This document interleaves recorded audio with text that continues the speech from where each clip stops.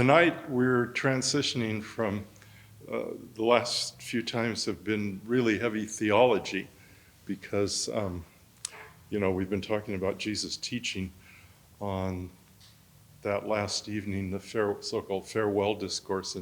But tonight we get back into real history. And when we leave John chapter 17 and turn to John chapter 18, it begins this whole story, this narrative of Jesus suffering. The so-called passion narrative comes from the Latin word for suffering, passio. It's actually one of the most powerful literary achievements in all of history. I mean, entire cultures have been formed by the story of Jesus' suffering and death and resurrection. So it's just, from a human point of view, an extremely powerful story. And I just wanted to remind us again, because we'll be turning back to it.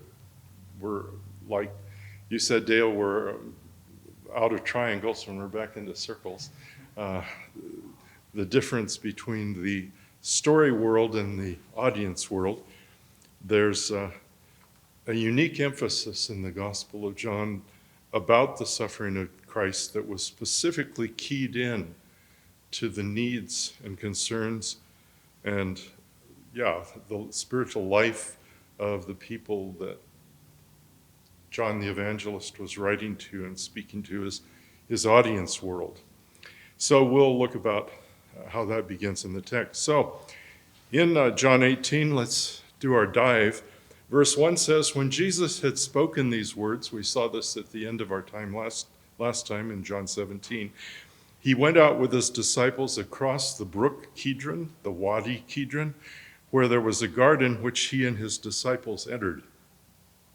The text that ends with John chapter 17 described the final supper that Jesus spent with his disciples. And a very ancient tradition, and also sort of indicated in the New Testament also, is that supper took place in a second-story room of a house in the upper city, the southwest upper hill of Jerusalem. If you visit Israel anytime, you definitely should go there. There's a Jewish synagogue on the bottom floor. Of course, it's not the same building. The real building is about 25 or 30 feet underground, buried. But the modern building, there's a Jewish synagogue in the bottom, and then the upper room you can actually visit. And this was probably the site of the very first church building in history. There's evidence that in Acts chapter 1, for instance, that the apostles and the rest of those who were the most closely linked followers of Jesus met in that room, waiting for the Holy Spirit like Jesus had told them to do. So anyway, it fits in with the reports from all four Gospels. Up by that area was a gate of the city called the Essene Gate. We've talked about the Essenes before. They were a particular group like the Pharisees in Israel. We don't have nearly as much information, or didn't have, I should say, probably, as much information about them as about the Pharisees. But with the discovery of the Dead Sea Scrolls, the community on the west coast of the Dead Sea was probably a group of Essene-like people. But anyway, there was a gate up there called the Essene Gate, and there's pretty clear evidence that that whole area was lived in by Essenes. And that's a really interesting point in terms of the history of the New Testament. That's a whole nother direction that we don't have time to go this evening. But anyway, Jesus and his disciples, when they left the upper room, they probably went out that gate, down the hill, into the Hinnom Valley, which is the southern valley beneath Jerusalem, and walked along the southern valley to the Kidron Valley, and then went across the Kidron up the hill into the on the Mount of Olives and into the garden. that's the most likely route they took. They could have gone possibly through the upper city, just straight down through the upper city toward the temple, and exited a gate south of the Temple Mount, and then into the Kidron Valley. But Jesus and his disciples were clearly trying to avoid the temple security forces, so it's most likely they went out that Essene gate up by the northwest city. So verse 2 begins, "Now Judas, who betrayed him," that's present tense, by the way, was betraying him. He was actively in the act of betraying Jesus, also knew the place where Jesus often met there with his disciples. It might have been like their sort of KOA campground whenever they came to Jerusalem. We just don't know. We know that he stayed in Bethany quite frequently, but this was a place that Jesus had been with his disciples before. This remark that Judas, who was one of Jesus' closest friends, betrayed him is a really interesting kind of signal in the ancient world that we're dealing here with a seriously accurate report, because nobody in the ancient world, the Roman and Greek world, would have indicated in any way that a close friend had betrayed Jesus, just as kind of a creative idea. That was something that really kind of threw a shadow on Jesus for the Romans and Greeks, that he was betrayed by one of his closest friends. And it's a weighty argument that we're dealing here with something authentic historical documentation. So the text continues in verse 3.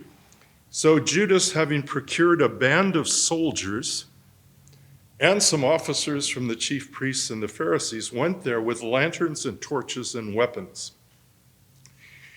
Now, this term that's used there for a band of soldiers was originally a technical term for a group of Roman soldiers. It usually referred, it's called spera, and it usually referred to a detachment of Roman soldiers. But it's not really clear whether the author of John is using it in that way to refer specifically to a Roman military attachment, a unit, or if he's just using it to refer to the soldiers in general, the elite temple guard. None of the other Gospels mention the possible presence of Roman soldiers, but that doesn't mean that it couldn't have happened. One argument against these being Roman soldiers would be that Pilate, the Roman governor, appears to have been unacquainted with Jesus' case when it was brought to him by the high priests and the Pharisees. It could mean, though, that he just didn't know about what had happened, that there had been a group of Roman soldiers, a military unit, that had been sent out with the temple guards, because in all likelihood, in fact, almost 100% sure, Pilate was not staying at the fortress, which was on the northeast corner of the temple, the Fortress Antonia, but he was in the upper city at the governor's residence. So it's entirely possible that the temple authorities decided to ask the Romans for some support. And the commander of the Fortress Antonia would have been willing to give them that. The Romans were always worried about trouble brewing in Jerusalem during Passover. It was where most trouble began with the revolutionaries and others. And so it's likely that if they asked, that the Roman commander would have given them a detachment. So what might have happened, and we'll be talking a little bit about when the Last Supper actually took place. It's kind of a point of historical argument among New Testament scholars. But assuming that the Passover Seder had concluded, and at that point, the high priests and the temple authorities got the word from Judas, we need to pull the trigger. I know where he's going to be. They would have gone then to the Roman commander of the Fortress Antonia and got a small Roman detachment who went with the large elite temple guard to arrest Jesus. So it was probably a crowd of 50 or 60 people. It wasn't a small little group of folk. So the officer of the contingent in John 18 is called a chiliarch in verse 12. Our translation calls him a captain, but the word could be translated tribune. A tribune was a staff officer. The centurios were the line officers that actually had the units of soldiers underneath them whenever there was battle or they were sent into a military situation. But a tribune was a staff officer that was delegated to a legion and attached to the headquarters. And it could have been that the commander of the Fortress Antonia said, okay, Marcus, you take 10 soldiers or 15 soldiers or 20 soldiers and you go with these people. So, but the main bulk of the arresting group was made up of the temple security forces and the representatives of the chief priests and Pharisees. They were led by Judas as their guide.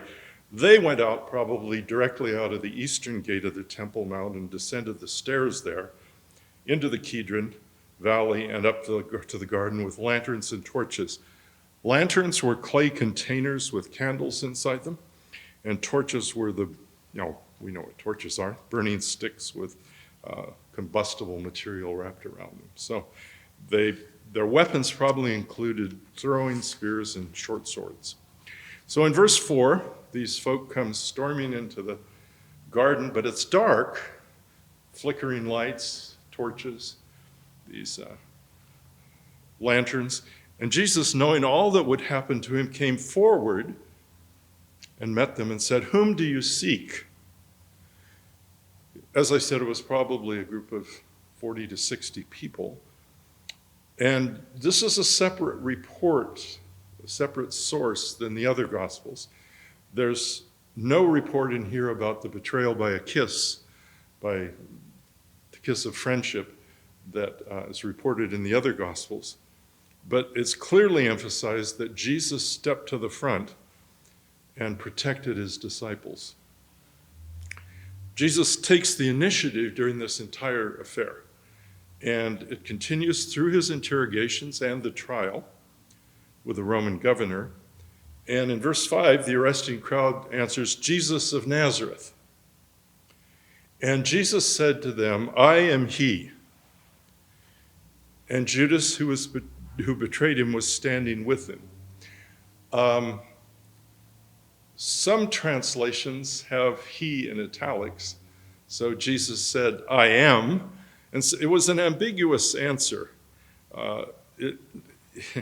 It's the very same phrase that's used in the translation of the book of Moses, second book of Moses, where God speaks and says, "I am." So it's one of these great 7 I ams that Jesus has in the Gospel of John, but it's not the same category. But the author of John might have been creating some associations there. Anyway, Judas the betrayer was standing with him. This is a really important point. Standing with him is emphasized because it's picked up again down in verse 18, where it comes up in reference to Simon Peter, where he was standing in a courtyard distant from Jesus while warming himself at a charcoal fire with the wrong people. Both Judas and Peter were standing where they shouldn't have been. So Judas' betrayal and Peter's denial are being linked by the author in this phrase of where the two of them were standing. They weren't standing with Jesus. And verse 6 continues the description. When Jesus said to them, "I am he," they drew back and fell to the ground. There's no real hint in the text here that this was a miraculous thing, sort of like the Jedi word or something like that. But it was, the crowd might have just reacted in fear and shock. The temple guards had some previous experience trying to arrest Jesus that didn't really end very well with them. But Judas would have remembered, James and John once suggested they call down fire on a Samaritan village. So it could just be that the leaders in the front of the crowd began moving backwards, and the whole thing kind of went to pieces, and the whole mass of them ended up on the ground. But at any rate, it's symbolically important because the arresting officers and their men fall down before Jesus. So Jesus asked them in verse 7 again, "Whom do you seek?" And they repeated, "Jesus of Nazareth." And Jesus answered, "I told you that I'm he. So if you seek me, let these men go." This phrase, "if you seek me," is better translated probably, "since you're seeking me, then you should let these men go." So he again is stepping forward to protect his disciples. They could have been arrested with him and most likely would have suffered the same fate he did ultimately. But verse 9, the author comments, "This was to fulfill the word that he's spoken of those whom you gave me," and in prayer to the Father, "I've lost not one." So his word was fulfilled. That's interesting. This was to fulfill the word that Jesus spoke. We kind of glide over that word "fulfill." So often we glide over these things, but I want us to kind of put on the brakes right at that word, because that word is a word that in Jewish thinking was used only of fulfilling the scripture. The scriptures of the Hebrew Bible, the prophecies. And that something was fulfilled was a formula that was usually used to describe what God had said he was going to do in his promises to the Jewish people. So God's words were fulfilled. But in this case, the formula doesn't refer to a scripture of the Hebrew Bible, but is actually referring to a statement of Jesus. So again, we have these rather striking, startling parallels that we kind of glide over. But for a Jewish person, his word was fulfilled. My goodness, So he's placing an emphasis on Jesus' words basically being on the same level as Scripture, the authoritative revelation of God to the people of Israel. So he's preserving them physically here. "Of those you've given me," he said, "I've not lost one." So then verse 10, Simon Peter gets active. Gospel of Luke in chapter 22 reports an exchange that had taken place at the Last Supper, kind of a misunderstanding that Peter and the others had about what Jesus intended about him having a short knife with him, basically. But in verse 10, Simon Peter drew this sword or knife and struck the high priest's servant and cut off his right ear. The servant's name was Malchus, it says. That's always proved kind of a fun thing for preachers. Peter was probably aiming for his heart and ended up getting his ear, but we don't know. It was a very confused and chaotic situation. And anyway, this guy Malchus was an important servant of the high priest. And in one of the Gospels, it indicates that Jesus actually healed his ear. And Peter is explicitly named here in the Gospel of John. He's not named in the other Gospels. Remember, it's always kind of fun to compare how the Gospels treat things. And the other Gospels don't name Peter. They just indicate one of his disciples did it. That may have been a protection for Peter in the earliest forms of the other Gospels. Not naming him because he couldn't then be charged with violent insurrection against Rome. But if we're right about the story world and the audience world of the Gospel of John, Peter was long dead. And so there was a lot of freedom there, basically. Okay, we can explain this was Peter. So this sword is kind of a half sword. It's basically a long knife. And so Peter does his thing. And in verse 11, Jesus said to Peter, "Put your sword into its sheath. Shall I not drink the cup the Father has given me?" This is the only mention in the Gospel of John to the whole cup theme that comes up big time in Jesus' prayer in the Synoptic Gospels, Matthew, Mark, and Luke. Where it says, "Lord, Father, let this cup pass. If I don't have to drink this cup." It was always a Jewish image, a Hebrew Bible image of your fate, your path, the direction you're headed. And Jesus, but this is mentioned here, which is interesting, I think. But John doesn't expand on it. He's already gone into depth about Jesus' prayer to the Father in John 17, so he doesn't repeat the whole prayer description in the Garden of Gethsemane, but it does come up here where it says, "Shall I not drink the cup the Father has given me?" So John's gospel is building on a different testimony. It's not incompatible with the others, but it's interesting to see the shades of difference, which is, I think, one of the most fun things to do in gospel studies when you're looking at the scriptures.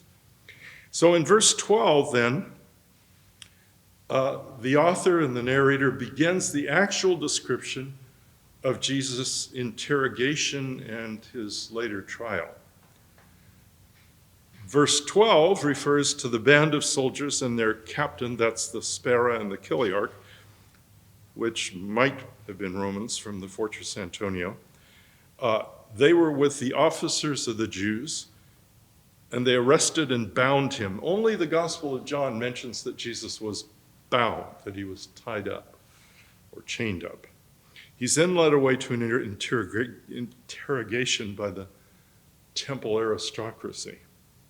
So you'll recall that the Gospel of John, in my understanding of it, moved kind of like a modern film has the freedom to do, moved the cleansing of the temple forward to the beginning of his story because he felt it was such a critical point in understanding the conflict of Jesus with the temple aristocracy. His conflict with the Pharisees was birthed at the wedding at Cana because he didn't regard their ritual laws. His conflict with the aristocracy of the temple was the cleansing of the temple. But in Matthew, Mark, and Luke, it's Passion Week, it's the week of Passover that this happened. And so the temple aristocracy were pretty upset with Jesus.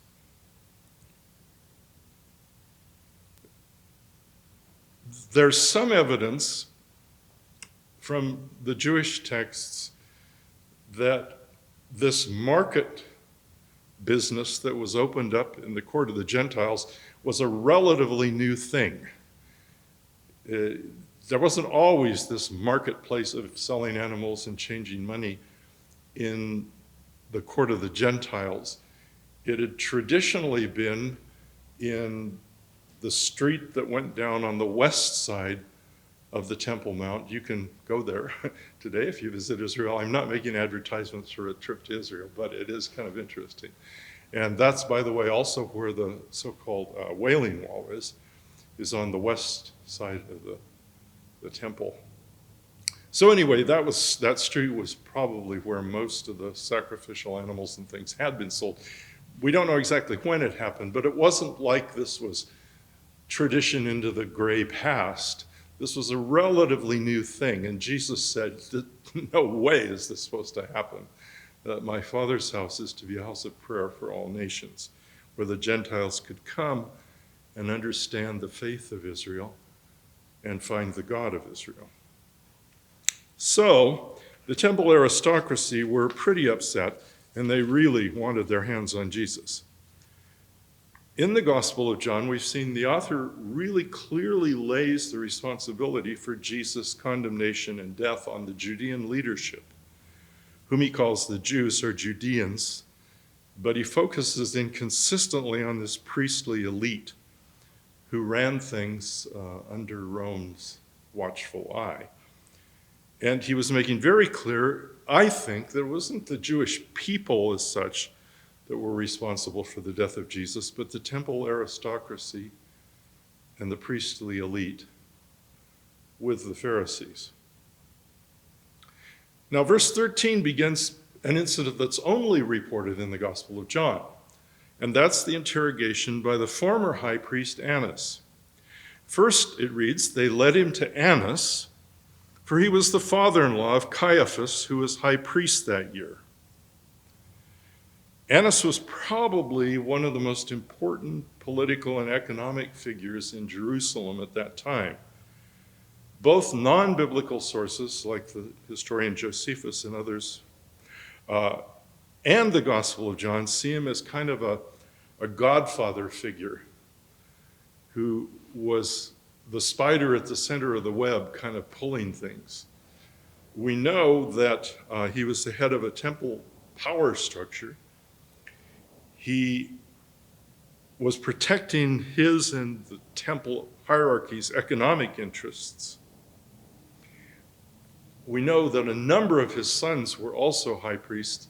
He had been removed as high priest. The Romans did this. High priest office was supposed to be for life under Jewish law, but the Romans kept kind of trading them out because they wanted to keep their hand in the pot, just to make sure that no one person got too strong. But it says his son-in-law, there are a number of his sons who also were high priests, and his son-in-law, Caiaphas, was high priest that year, John says. Now, it could mean that particular year, or it could have been kind of a nudge to the ribs where he was saying, yeah, they changed high priests so often. That year, Caiaphas happened to be high priest. But it's more likely, he was high priest for quite a while, actually. So then he mentions, the author mentions in verse 14, something we've seen before, and it seems to be important to him. It was Caiaphas, he wrote, who had advised the Jews that it would be expedient that one man should die for the people. That's John 11:50. So the author of John was saying Caiaphas spoke in this sort of semi-prophetic way better than he knew, that Jesus would die for the people. And we've often seen that there's a strong sense of irony, that's going to come up later in this chapter too, in the Gospel of John. And we'll talk a little about that. So if we ask the question, why did Jesus die? As Christians, we know the answer to that. He died for our sins. He was the sacrificial offering that bought us freedom from the bondage of the devil. But you can also ask that question historically and sociologically.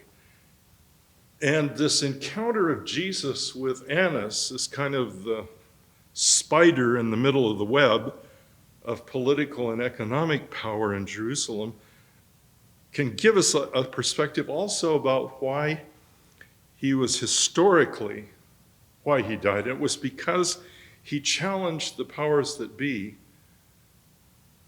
calling them out for what they were doing wrong in the eyes of God.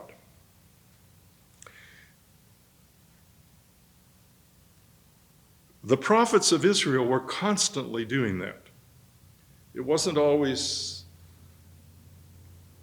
good for their life insurance, but they constantly were calling out the political and religious leadership of the country. And politics, in that sense, permeated their message, not in terms of party politics, but in terms of calling for the justice of God in the nation. Will you succumb to opportunism and exploitation to maintain your rule and your lifestyle? Or are you willing to take risks, the prophet would say, for yourself and for the sake of the people in obedience to God's will? So Jesus was at the center of the spider's web when he was interviewed by Annas, or interrogated by him. So he's in Annas' dwelling, probably in the large room there, the largest room in the house. And so now we come to the first report about Simon Peter's denial of Jesus. So it's very skillfully done. Peter appears, and then Peter disappears, and then Jesus appears, and then Peter appears again, and then Jesus appears again. So there's this, it's very skillfully done. But this would have been tremendously interesting, of course, him being interrogated by, Jesus being interrogated by the high priest, and Peter's reaction. It would be tremendously interesting to the audience world of John. If they had been ejected from the synagogues, they would no longer qualify for special exemption in the Roman rule. They had to worship the empire then and participate in civil religion and pagan sacrifices. So they had to decide two things. And this comes up with Peter too.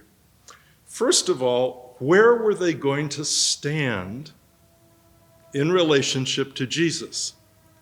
Were they going to confess their commitment to him as their Messiah, or were they going to deny him as Peter did? So the question was their fidelity, their loyalty to Jesus. The writer of John seems to be saying, whom are you going to stand with? Judas, the betrayer, standing with the Roman officers and officials from the temple. He was directly responsible, humanly speaking, for Jesus' arrest and eventual death. Are you going to stand with Peter, who was also standing in the wrong place, namely with a crowd outside the interrogation, distancing himself from Jesus? Are you going to deny Jesus if faced with a trial and interrogation situation, like Peter was? And the second issue that the believers in the audience world of John would have been facing is, am I going to betray my brothers and sisters in Christ? Am I going to accept suffering myself, or am I going to try to buy my way out of it by ratting out other believers? We already noted the Roman bureaucrat Pliny the Younger and how he always was writing the Emperor Trajan. He said, after some very fawning words about the emperor, of course, he said, I've never participated in trials of Christians. I therefore don't know what offenses it is, the practice to punish or investigate, and to what extent.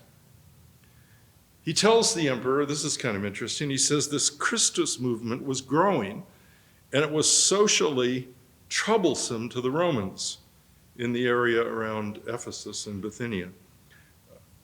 They were extremely suspicious, Romans were, of any kinds of associations that could turn political and turn into a political power base. So the question for John's audience was, are you going to be true to Christ? Are you going to betray your brothers and sisters? It wasn't just a theoretical question for them. And the text sets the stage then for Peter's betrayal in verses 15 and 16. It sets up what's going on. Let's look at it. Simon Peter followed Jesus, so it wasn't completely disconnected. So did another disciple. Since that disciple was known to the high priest, we have no idea what that means, honestly. There has been speculation that perhaps, particularly if it were one of the fishermen, perhaps John the beloved disciple, maybe they delivered shipments of fish to the high priest's home, to his sort of family courtyard situation. We just have no idea, but it's interesting. It's always been something that people have said, wow, I wonder what that means. So he entered with Jesus into the courtyard of the high priest. He kind of tagged along at somewhat of a distance, but Peter stopped and stood outside the door. So the other disciple, who was known to the high priest, went out and spoke to the servant girl who kept watch at the door and brought Peter in. Said, and so he came in. Now, Jesus had warned Peter that he was going to face a real trial by fire.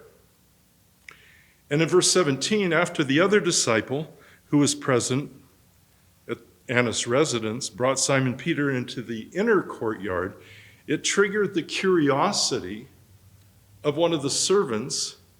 Apparently, she was responsible for the courtyard gate for people coming in and out.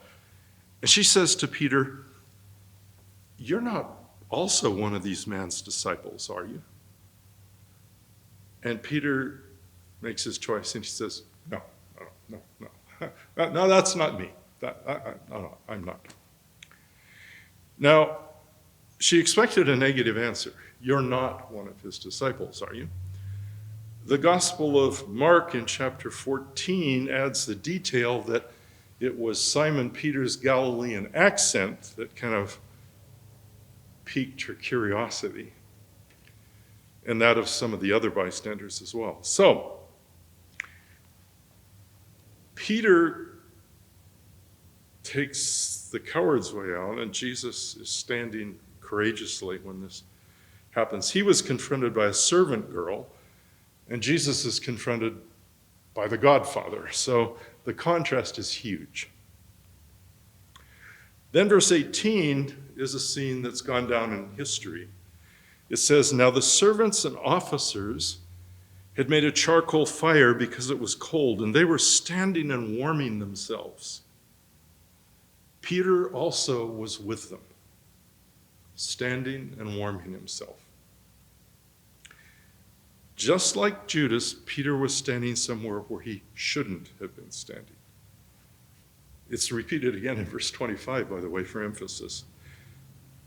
This would clearly have been a warning to John's audience not to make compromises with the pagans.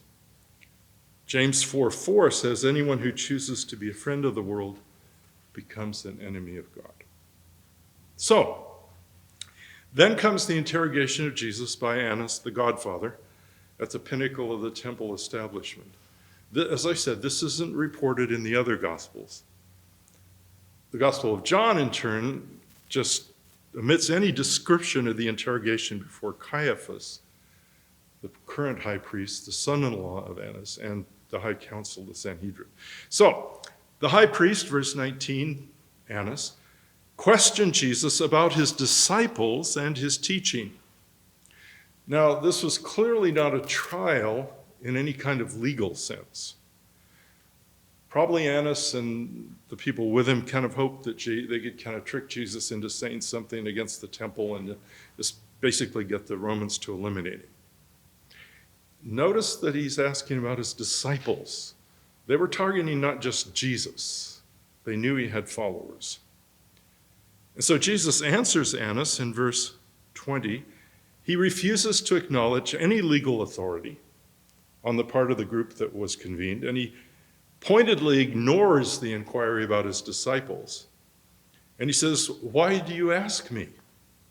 Ask those who have heard me what I said to them." They know what I said. The people there knew what Jesus had said. They'd heard him. In other words, ask those that are standing around here. Jesus emphasized that he taught openly to the world. One of the most dangerous charges was starting a secret association, a sort of semi-political group. And he says, I taught openly in the temple. He was not leading some secret religious group. So he taught in the synagogues and in the temple. And Jesus claimed, I didn't say anything in secret that it's going to change anything. And so he implies there that the interrogation he's being faced with doesn't have any legal status. Because in Jewish law, any trial could only begin after witnesses were brought and accusations laid down against the accused. It was much like the Romans in that sense too. We'll see that a little later, but there were no accusers. So Jesus said, basically, who's accusing me? Where's the prosecutors? Where are the accusers? Ask those who heard me. But the deck was stacked, obviously. Verse 22, when he'd said these things, one of the temple guards standing by struck Jesus with his hand and says, "Is that how you answer the high priest?" It was a clear abuse of police power. But Jesus responds in verse 23, "If what I said is wrong, bear witness about the wrong. Step forward. In other words, produce the evidence. But if what I said is right, why do you strike me?" He challenged again the legality of their actions and acted in his own defense. So probably Annas and the others, after a while dealing with Jesus, recognized they weren't getting anywhere. And somewhat frustrated, they sent him bound, verse 24, to Caiaphas, the high priest. Now, there's a couple possibilities where he went. It's entirely possible that Caiaphas, he was married to Annas' daughter, and we know that Annas had a family compound in the upper city. And it's entirely possible that Caiaphas' house was just across the courtyard. So he might have just sent him across the courtyard. On the other hand, it could have been that he was led down toward the temple to a more central location. But as Jesus was led out into the courtyard, that was the moment at which, according to the Gospels, he turned when a rooster crowed. And he looked Simon Peter in the eye. Bang. So Simon Peter was standing and warming himself, it says again. A rooster crows, and then in the Gospel of Luke, it says Jesus looks at Peter. So the text goes on, so they said to him, here's Peter again, they must have seen the shock on his face as he caught Jesus' glance. They said to him, "You're not one of his disciples too, are you?" And he denied it and said, "I'm not." And then it gets more intense for Peter in verse 26. He was asked a pointed question by one of the servants of the high priest, a relative of the man whose ear was cut off. "Didn't I see you in the garden with him?" Of course, that was a much more personal accusation, but verse 27, Peter again denied it, and at once a rooster crowed. Now, I think I've mentioned that can refer to an actual literal crowing of a rooster, which apparently was there because in the Gospel of Luke it's reported that Jesus turned and looked at Peter.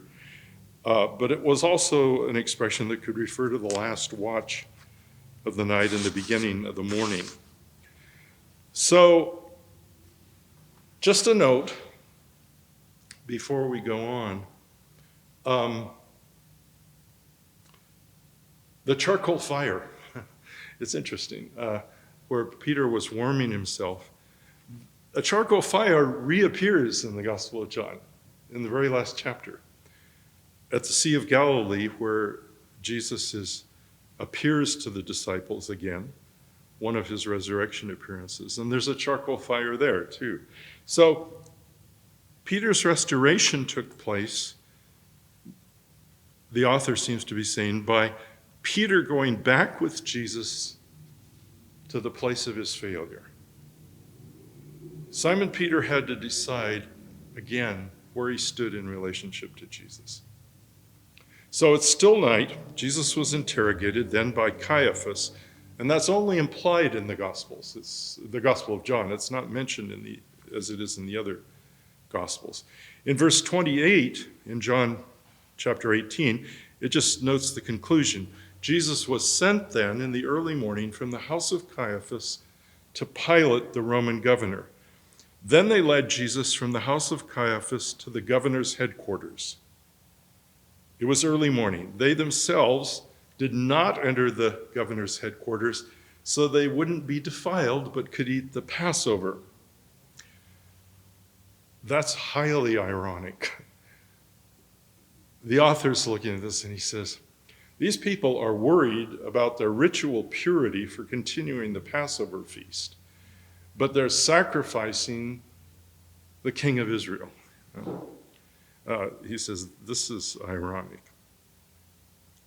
So it's not really clear from the Gospels, to be honest, whether the interrogation before Caiaphas, the acting high priest, the ruling high priest, was actually an official Sanhedrin trial or not. We're not really able to discern that.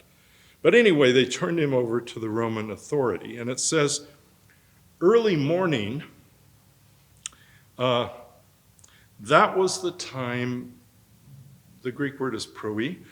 It means the time that Roman judicial hearings began.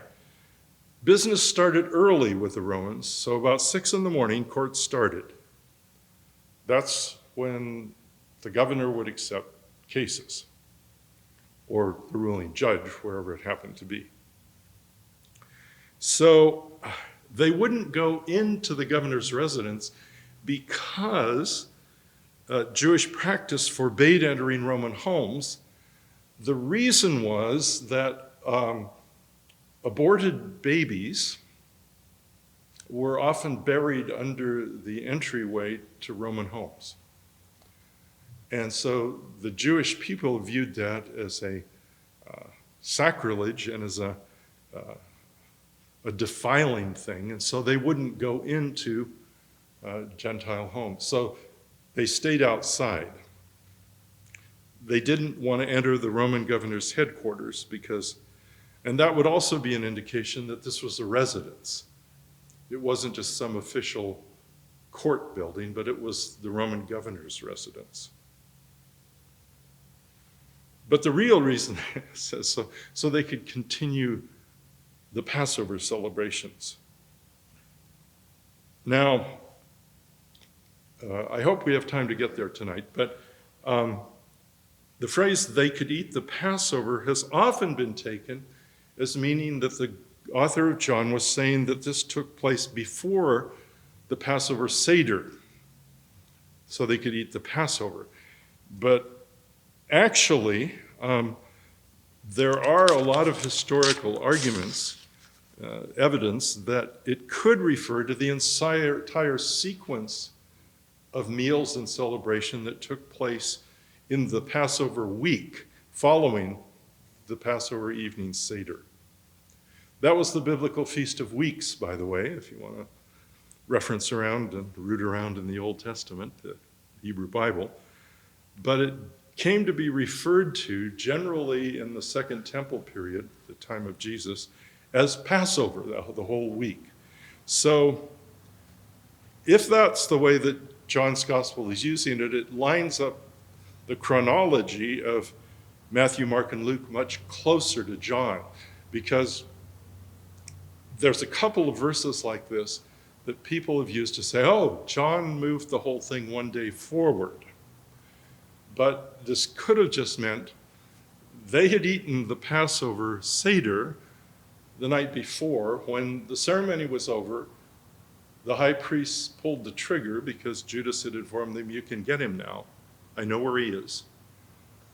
And so after they had celebrated the Seder, they may have gone to the Roman commander at the Fortress Antonia, but at least they sent a large contingent of the temple guards to the garden and arrested Jesus. So at any rate, in verse 29, Pilate, the Roman governor, or prefect, as he was actually called at that time, went outside to them, and he said, what accusation do you bring against this man? This was standard Roman legal procedure. Pilate, as the governor, was the top judicial authority for the province of Judea. And Roman legal procedure relied upon accusers, much like we just talked about with the Jewish system. There had to be accusers who brought the charges against the defendant. And so what Pilate was saying was, who are the accusers? Let them step forward. So he's following strict Roman legal procedure, and he's saying, what accusation do you bring against this man? And here's where it gets really interesting. In verse 30, they, meaning the temple authorities led by the high priest, said, imagine this, they said, if this man weren't doing evil, we wouldn't have delivered him over to you. They weren't willing to step forward as accusers. They just kind of said, we wouldn't have brought him to you if he weren't a problem. You know. They didn't seem to want to bring any specific legal charge against Jesus, and were basically saying to Pilate, trust us. We wouldn't have brought him to you if he weren't doing things wrong.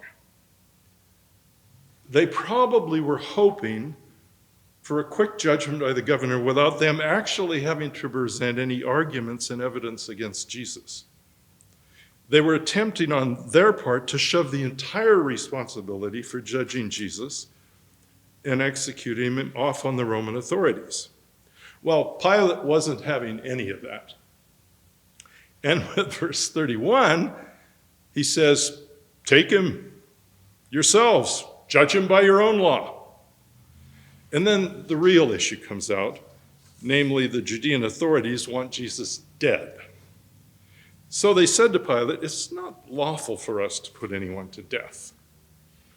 Now, when they said that, it's not lawful, it didn't mean they weren't referring to Jewish law. If they'd been on their own, then Jesus would have probably been stoned. But when they said it's not allowed, it meant the Roman occupying forces did not allow that. Of course, it didn't mean that there couldn't be crowd justice sometimes, where crowds took things into their own hands. But in general, the Romans were very, very careful about exercising the death penalty, that it had to be the Roman authorities that decided that. So the temple leadership had apparently not been able to convict Jesus of any wrongdoing under Jewish law, at least of any charge that would hold up in a Roman court. So they pushed it off on Pilate and said, well, we're not going to bring anybody to you that isn't a troublemaker. So this was to fulfill, again, that word fulfillment. Verse 32, the word Jesus had spoken to show by what kind of death he was going to die. Jesus had said he wasn't going to die by stoning, the usual Jewish method of execution, but by crucifixion. So it's clear again, glancing again at John's audience world, they would be tremendously interested in what had happened when Jesus faced a Roman governor. And the focus then turns from the accusation by the Jewish authorities to Pilate's interrogation of Jesus. Pilate and Jesus, from verse 33, become the center of attention. I suggest maybe we take a 10-minute break, and when we come back, we'll look at the interaction between Pilate and Jesus, beginning in verse 33. Okay, we're back with Jesus' interrogation by Pilate, where Pilate and Jesus are the people, the center of the attention. So Pilate enters his headquarters, verse 33, again, and called Jesus and said to him, are you the king of the Jews? Now, there's no evidence historically that this phrase was used by Jesus or any of the early disciples. When he'd come into Jerusalem a few days earlier in the so-called triumphal entry, the crowd had called out, King of Israel. But here it's the Roman governor who's posing the question, are you the king of the Jews? And in Mark 15, it's made clear that Jesus was not really comfortable with the way Peter was formulating this. And so in the Gospel of John, part of the discussion is Jesus cautiously kind of returns the question in verse 34 to Pilate, and he says, do you say this of your own accord, or did others say it to you about me? Ultimately, this would be the charge, the core of the charge, that he had claimed to be king of the Jews, and it was the excuse that Pilate later grabbed to execute him when he was under pressure by the temple authorities. So Jesus, in other words, was accused and executed for being a political revolutionary. He was charged with instigating insurrection or resistance against Caesar, and that was treason in Roman law, and it was a capital offense. It says in the Gospel of Luke, chapter 23, that the temple authorities said, quote, "We found this man misleading our nation and forbidding us to give tribute to Caesar," which wasn't true at all, and saying that he is himself Christ, a king. So that's probably the source of the question for Pilate. From Jesus' point of view, in one sense, he was Messiah, King of Israel, but not in the military or political sense that had been communicated to Pilate and that Pilate was asking. A normal Jewish and Roman law, Jesus would have attacked his accusers in return, but he phrased his answer to Pilate carefully as a return question. And Pilate just flips off that and says, verse 35, am I a Jew? In other words, I didn't get this question on my own. The Romans were notoriously anti-Semitic. We know from extra-biblical documents that Pilate came from one of the lower classes of the Roman nobility, the equestrian order. His patron in Rome was Sejanus, who was the head of the Praetorian Guard. I'll come to that in a moment. And Sejanus was a rabid anti-Semite. And Pilate just says, am I a Jew? Your own nation and the chief priests have delivered you over to me. What have you done? Your own nation delivered you over to me. That recalls the statement in John 1:11, he came to his own, but his own did not receive him. So Pilate turns the question and says, what have you done? Why are you here? Sejanus, Pilate's sort of patron in the whole Roman hierarchy, and probably the reason he got this job, was, as I said, he was himself an equestrian, by the way. And so equestrians were not excluded from power in the Roman system, but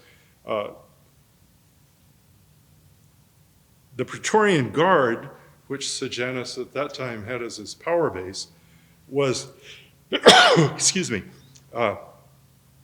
it was under the Emperor Tiberius, and he'd expanded his authority and the authority of the Praetorian Guard. Those were 12,000, roughly, elite soldiers who were at the beck and call of the imperial power. They ran security and day-to-day care of the city of Rome. Sejanus was later in political trouble, and he ended up losing his life and was executed. But Pilate was a relatively low-level bureaucrat. He was undoubtedly sensitive to criticism of his work by the Jewish authorities in the province of Judea. We know from sources outside of the Bible there had been protests already about Pilate's administration of the province, and he was basically walking a tightrope here between the power of the temple of authorities and the high priest on the one side and his own maybe precarious situation in the Roman political world. So verse 36, Jesus answered, my kingdom is not of this world. In other words, I'm not a political king. If my kingdom were of this world, my servants would have been fighting. That happened all the time, by the way, that I might not be delivered over to the Jews. But my kingdom is not from the world. Then Pilate says to him in verse 37, so you are a king. Pilate was pretty obtuse about Jewish issues, but he was trying to get a handle on this to see what he was actually confronted with. And verse 37 continues, Jesus answered, you say I'm a king. For this purpose I was born, and for this purpose I've come into the world, to bear witness to the truth. Everyone who knows Everyone who is of the truth listens to my voice. In essence, Jesus replies, no, I'm not a king in the sense that you're asking, but I am a king. I'm a king of the kingdom of truth. And Pilate says in verse 38, this famous thing, what is truth? Now, this conversation probably took place in Greek, not in Aramaic, and putting oneself in Pilate's position to his Roman ears, Jesus probably sounded like a philosopher. There might have been translators present, but it's likely that Jesus, being from Galilee and working as a stonemason or carpenter, as it's sometimes said, spoke some Greek. He might have had direct contact with Romans. They weren't very far away from Nazareth. They were in the town of Sepphoris.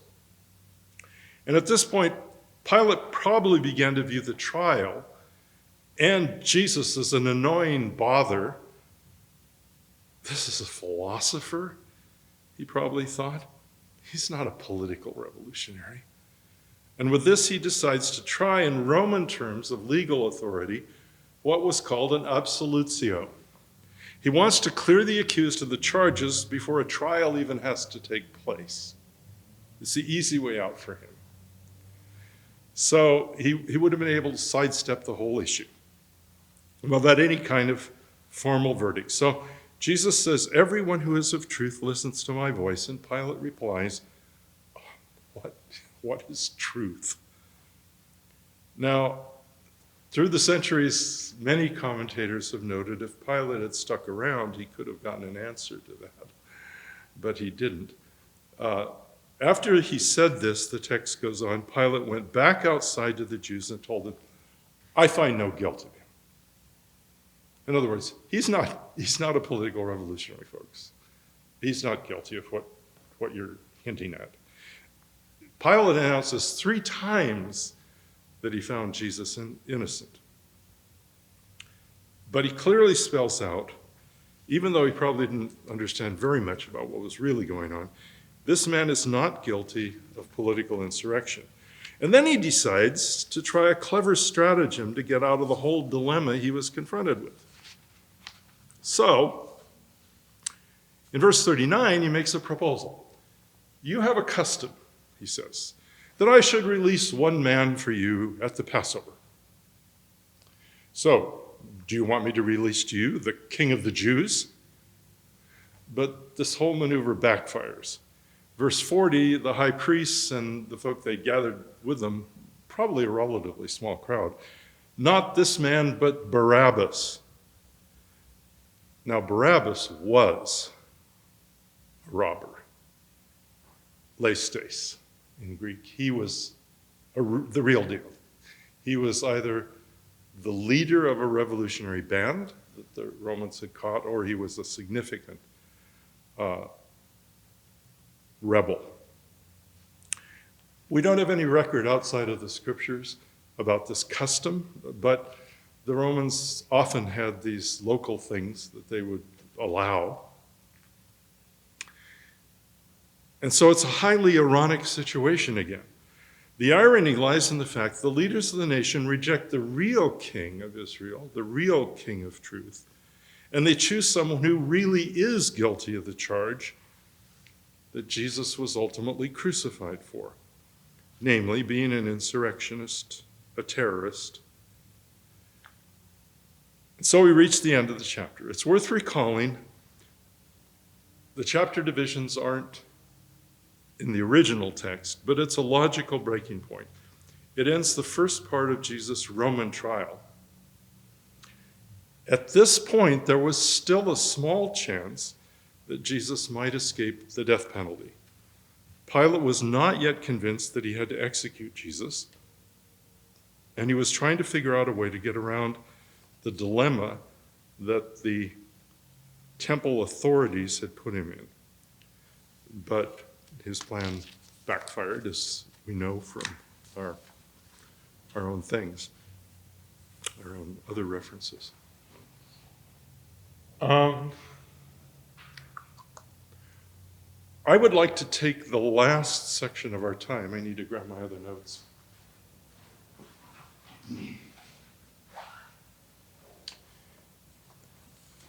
kind of changing gears here.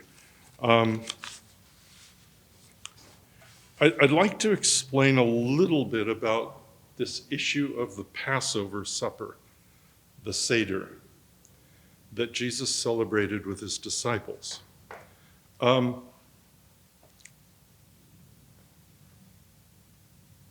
like to explain, first of all, I'd like to, if you want to take that handout that I made for you, if you want to just flip over to the back side of the text, where it says the Jewish week, just to kind of refresh our memories, the Jewish day begins the evening before. The actual rabbinic teaching is when you can see 3 stars, that's the beginning of Shabbat, of the Sabbath. So Friday night to Saturday evening that's the Hebrew letter for Shin, Shabbat. And it's the same thing that goes on each evening is part of the previous evening is part of the next day. So if you want to look at the other page where it talks about the crucifixion and Passover week, I'd like to do this without getting too technical, but I want to at least mention this to you. We don't know exactly when the crucifixion took place. The most likely date is in 30 AD or 33 AD. It was around Passover, which is the Jewish month of Nisan. And Passover, the Seder, then begins in the evening, the Passover Seder of the 14th, which is the evening of, Thursday, let's talk about Thursday. The evening of Thursday is the first part of the 15th of Nisan. So that's when the Passover Seder would take place.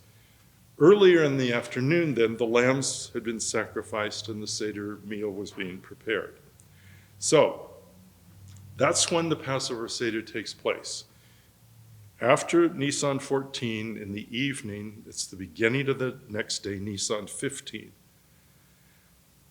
Matthew, Mark, and Luke are very clear that that's the 15th, the day of the 15th is when Jesus was, during the night, he was tried, interrogated by the Jewish authorities, and as soon as the Roman court was open, as soon as Pilate's doors were open, they took him to Pilate early in the morning of Friday, which was 15 Nisan. And they report that all of the events that we have in the Gospels took place on Friday, 15 of Nisan, and that the next day was Shabbat. And before Shabbat began in the evening, Joseph of Arimathea and Nicodemus got his body from the Roman governor, got him into the tomb, closed off the tomb. Obviously, they had their servants with them. And everything was closed up on the evening, Friday evening, which was the beginning of Shabbat. And so Jesus was in the tomb through Shabbat. He was in the tomb on Saturday evening, which was the beginning of the 17th, our Sunday. And then on Sunday, there were the resurrection appearances. So the question is, though, if you flip the page over, when was the Last Supper? Well, we know that on Thursday, the 14th of Nisan, the lambs were sacrificed in the afternoon, the Seder was prepared, and the Passover Seder was celebrated. That was normal. But there's been speculation, some scholars have argued, that Jesus didn't hold the Passover Seder on Thursday evening, but he had it an evening ahead. And I'll go quickly through here with you about why they think that. So the question is, when did the crucifixion take place then?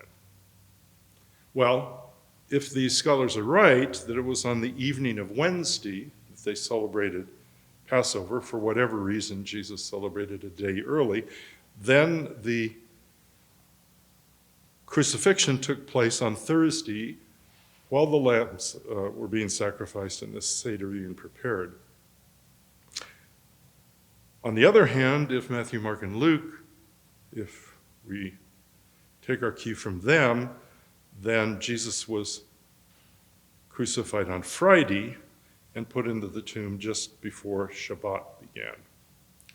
Now, why is this important? Well, all of the Gospels make clear that the Last Supper was a Passover Seder. Even the Gospel of John, though it leaves out Jesus' initiating words of the communion, this is my body, this is my blood, it's still very clear that this was a Passover celebration. They were reclining. There was a gift to the poor considered. There's just all of these things that are related that nobody questions that John also was presenting the Last Supper as a Seder. But why do some people think that John might have moved everything up a day? Well, I'd like to look at a couple of texts in the Gospel of John. First of all, in the text that we just looked at, John 18:28, they didn't go into the governor's residence so they could eat the Passover. Now, some people argue that eating the Passover is referring to the Seder, the Passover celebration meal.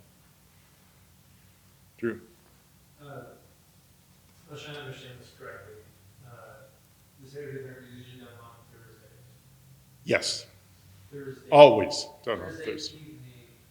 Thursday evening, after 3 stars. After 3 stars. So on Friday morning, technically. You're going to get confused if you put it that way.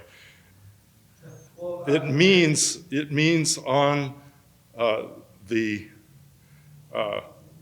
6th day of the week, basically. So what we would call Friday, but it started on Thursday evening. Okay? Yes. And it's always on the 15th of Nisan. It moves around because it's a lunar calendar. Is it possible that the dinner could have just happened earlier in the day, and so that it happened on Thursday? There's no time. It's nighttime. They're at a meal. Judas has got his plan. Jesus sends him out. It's very difficult to move any of that.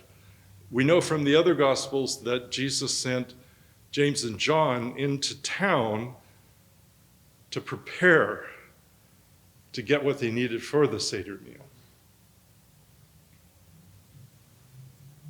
By John, the only indicator that it is night is actually when Judas leaves, right?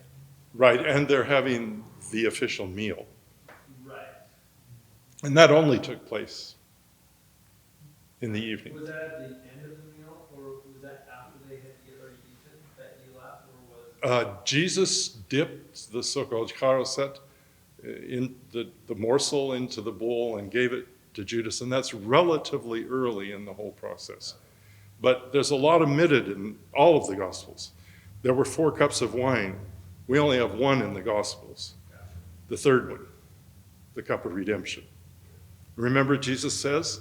He says, I'm not going to drink wine with you again. I'm not going to drink the 4th cup until the fulfillment in my Father's kingdom. So he used cup 3, the cup of redemption, and said, this is my blood, But, yeah. So we're definitely dealing with a Seder. Now, when it says they themselves didn't enter the governor's headquarters so they would not be defiled but could eat the Passover, that was, we noted, really ironic. But the key question is, what does eat the Passover mean? Well, the reality is that by this time of the Second Temple, by the time of Jesus, the term Passover began to mean a number of different things. I'll give you a verse. I don't want to go totally microscopic on this with you, but if you want to spend some time, you can look in Luke 22, verses 1 through 11. Linguists say that a term can be polyvalent is the word. It means it can mean different things, many different things. And in that passage, in Luke 22, there are 3 different meanings to the same word, Passover. And the author, it can mean the feast of unleavened bread. This is all in Luke chapter 22. It can mean the feast of unleavened bread. It can refer to the Passover lamb, or it can refer to the Seder meal. So this saying that so they could eat Passover might well mean, I think, it was just saying so they could continue the feast, that they could eat all the other ceremonial meals that were involved. It didn't mean that they could, for the first time, they hadn't done it yet. They'd already had, I think, the Passover Seder the evening before. And it took some time from the time that Judas left. These guys were in their place, the priests and the temple guard. They were celebrating the Seder. But by the time Judas got there, Judas reported the ceremony was over. And that's the point at which the high priests and the authorities made the decision, we're going to go for this. And they sent the guards up to arrest Jesus. So it was, I think, highly likely that when it's talking about that, it was actually talking about the Feast of Weeks. It was the Passover celebration, so they could continue celebrating the Passover. So,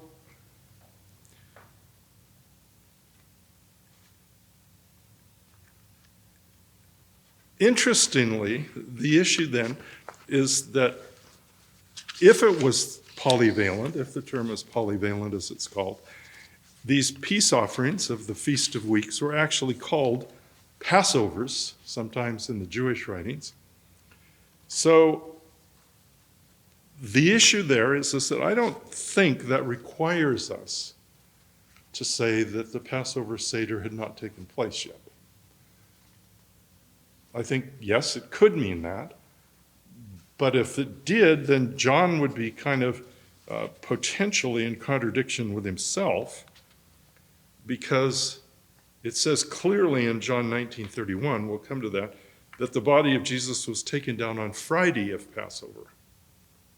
So I think it's pretty difficult in a lot of ways to argue that that had to mean it was the Passover Seder that hadn't been celebrated yet, because you still got this reference that Jesus' body was taken down on Friday.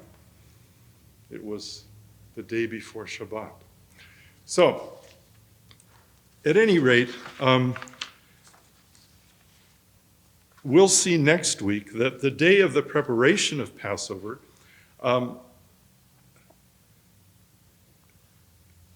it says that the trial of Jesus in John 19 took place from 6 o'clock in the morning until noon. And there's a reference there, it's actually said it was the 6th hour. Now, this is where a lot of the problems started. Remember, New Testament studies for a long time was pretty cut off from its Jewish roots. And there were scholars, unfortunately, mostly Germans, but they said, aha, it was the 6th hour. That's an indication that John was trying to associate Jesus' death with the killing of the Passover lambs, which would have taken place the previous afternoon, before the normal Seder. So if Jesus, and they said, oh, yes, Jesus is the Lamb of God, and they're trying to, because the lambs were killed at noon. So that's kind of the trigger that started this. I think it was an overinterpretation of this phrase, it was the sixth hour. Why do I think it was an overinterpretation? Well, first of all, we now know through more careful study of the Jewish sources, the lambs were not killed at noon. In fact, they were specifically, according to the rabbinic documents, not killed at noon. They didn't want to get it in any way associated with the normal sacrifices. They were killed at least as late as 2 or 2:30 in the afternoon before it all began. So the whole thing kind of dissolves into the mist about the sixth hour. So why did John write about the sixth hour? Well, we've noted numerous times that John was pretty particular about time. And so he may have just dropped it in as a time reference. The other possibility, though, is that he was saying this was, by the way, 12 was the end of the Roman judicial day. Trials were held from 6 in the morning until the sixth hour, which was noon. And John may just have been saying, this took up Pilate's whole morning, which we know anyway. And the judicial day was over. So that little reference to the sixth hour by no means can carry the weight of saying, oh, they're trying to associate that with the sacrifice of the lambs. No, that's, I think, definite overinterpretation. So,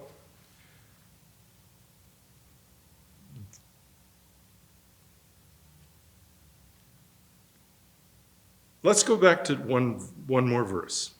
And I'm sorry to kind of hose you with all this, but I wanted you to at least hear it and be aware of it. John 19:14 actually says, it was, and here's a Greek word, paraskeue. How does it read in the translation? Do you have the ESV? Anybody have the? Yeah, John 19:14.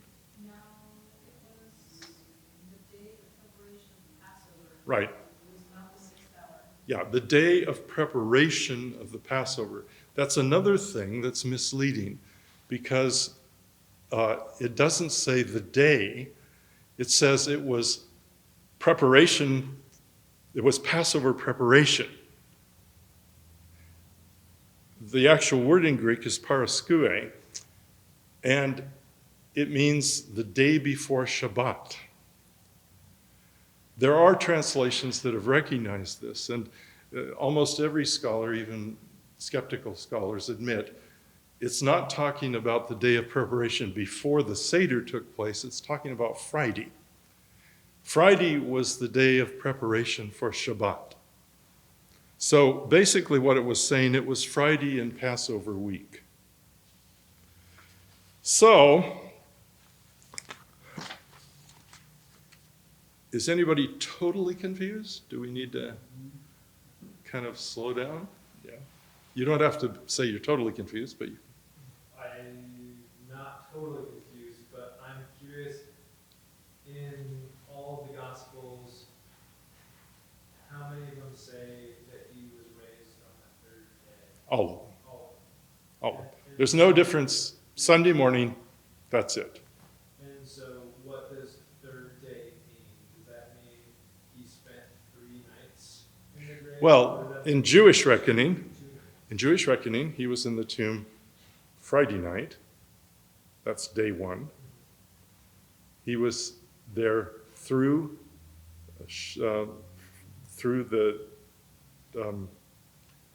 Friday. He was there, if you look at the schedule, he was in the tomb on Friday night, so that's the first day. He was in the tomb. Friday night, as in Saturday? No, he was there before Friday night. So he was actually there on the 15th, on Friday, but not Friday night. And so that counts as 2 days, basically. Okay, and then, They got him in the tomb before the 3 stars. So he was in the tomb on Thursday. On Thursday night. Sorry, Friday. He was in the tomb on Friday, and then the next day began, Shabbat began that evening. So that's the second day. Thursday night, or Friday and morning. they arrested him Thursday night. Right. Did they crucify him directly after they arrested him and he asked the question? Did they crucify him Noon. right then and there? The Roman governor turned him over to be crucified So it didn't happen at noon Friday. on Friday. Yeah. So everybody agrees Jesus was in the tomb Friday afternoon, Friday evening, which is Shabbat, Shabbat evening, which is the next day, the first day of the week. Those are the 3 days. It isn't 3 24-hour periods. It's 3 days in Jewish reckoning.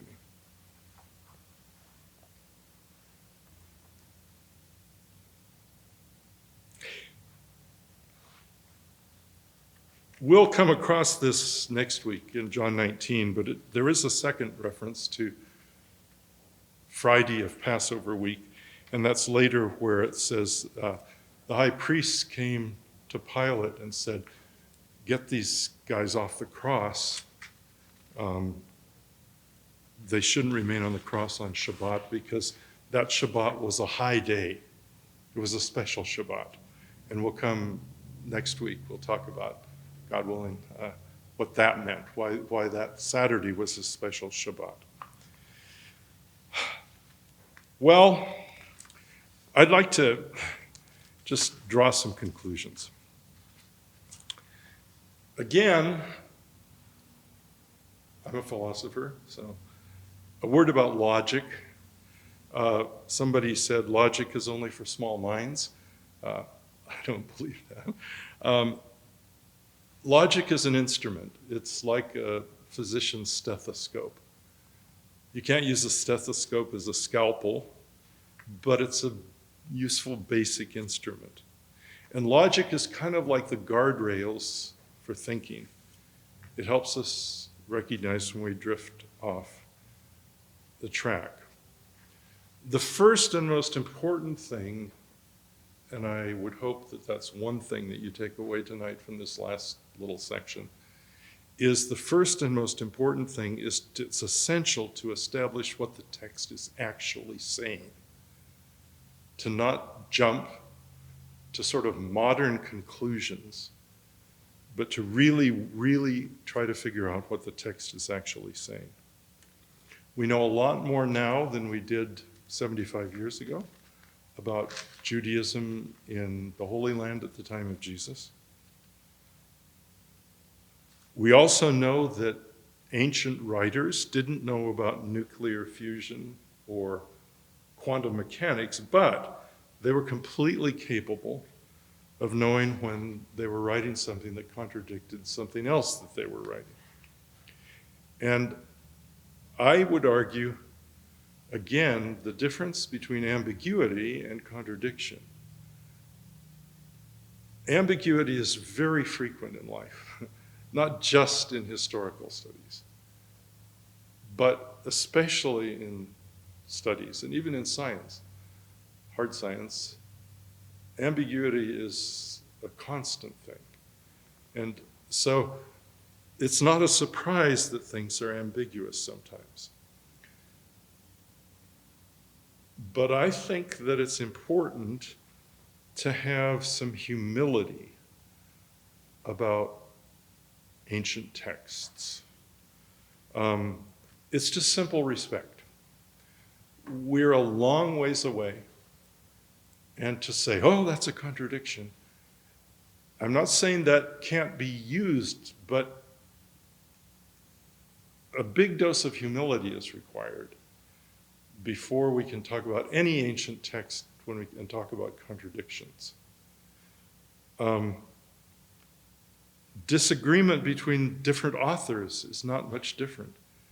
That's part of the whole legal system that Western law is based upon, is different witnesses can have different perspectives, but they're not necessarily in contradiction to one another. I'd like to close with a quote that I think is kind of a special quote. One of the leading 20th century historians of Roman history was A.N. Sherwin White, a British guy. And he looked at the skepticism that at that time was dominant in Germany and some other places about the New Testament documents. And he compared it to Roman studies, the studies of the Roman Empire. And here's what he wrote. It's astonishing, Sherwin White wrote, that while Greco-Roman historians have been growing in confidence, the 20th century study of the gospel narratives, starting from no less promising material, has taken a gloomy turn in the development of form criticism. And then he goes on to chide theologians for what he considers unfounded skepticism. And he said, Roman historians have confidence in the main outline of the Emperor Tiberius Caesar. But actually, the data they have is less secure than the data we have on the life of Jesus. So I'd just like to say, I have to confess that in my own study, I've developed a healthy skepticism toward the skeptics. I kind of think, okay, guys, let's talk. We can argue about this. Let's first understand what the text means. But please don't be arrogant. Please don't be arrogant. We think that we are so intelligent sometimes. But in actuality, we often don't have a clue what's going on. And the discovery of the Dead Sea Scrolls, of course, is a huge vindication of that. Things that we now know were commonplace in the Holy Land at the time of Jesus. A previous generation of skeptical scholars said, well, that can't possibly be real. That isn't Judaism. Well, their slice of Judaism that they understood was very limited. And now we understand that Judaism was much more than just the teaching of the rabbis or the temple. I may have told you a story, but I'm going to close with this. I was on an airplane between Colorado Springs and Denver. We visited Christian ministry in Colorado Springs, and it was Friday evening. It was toward sundown, but the sun was still out. And Anna and I didn't have seats together, and I was sitting next to a guy, and we just got to talking, and it turned out he was Jewish.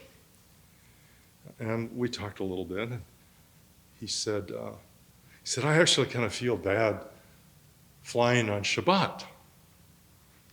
And I kind of leaned across and I said, oh, I don't see 3 stars. And he looked at me and said, are you Jewish? And I said, no. I said, I'm a Christian. I said, but I've spent quite a bit of time with Jewish people and Jewish studies. And he said, wow. Then he was quiet for a minute and he said, can I ask you a question? And I said, sure. And he said, I've heard that there's a book in the Christian Bible called Hebrews. Can you tell me anything about that? And I said, sure. And I said to him, Judaism at the time of the Second Temple was a much more diverse thing than it later came to be.